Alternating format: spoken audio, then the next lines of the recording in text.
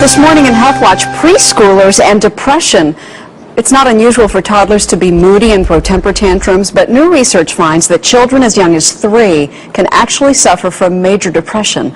Our Dr. Jennifer Ashton is here with more. Good morning. Good morning, Maggie. This is one of those that made me do a double take. Right. I was like, was I reading this right? As young as 3? That's right. And psychiatrists have known for quite some time that teens and older children can suffer from depression.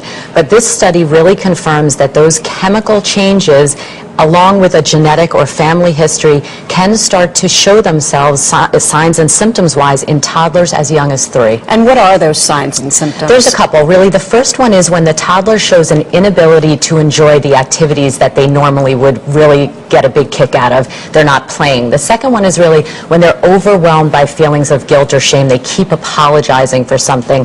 The third one is an extreme fatigue or just a complete listlessness. They just won't get out of bed to go out and play. They don't want to trick or treat. Things like that are really big warning signs. And then, of course, the things that we see in adults as well as older children, just a change in their eating, sleeping pattern, or behavior. Any one of those things could happen on their own, and I would not necessarily pay attention. Are you saying that they all have to happen in conjunction, or just one of those? No, it could be just one of them, but typically they do occur in conjunction with the others, and they persist for various periods of time. So if you see those things, you really want to check with a pediatrician. And Maggie, this study really was very clear about the fact that while we might see signs of depression in toddlers, by no means do child psychiatrists support or advocate treating children that young with medication. This is something that really needs behavioral therapy involving the parent or caregiver.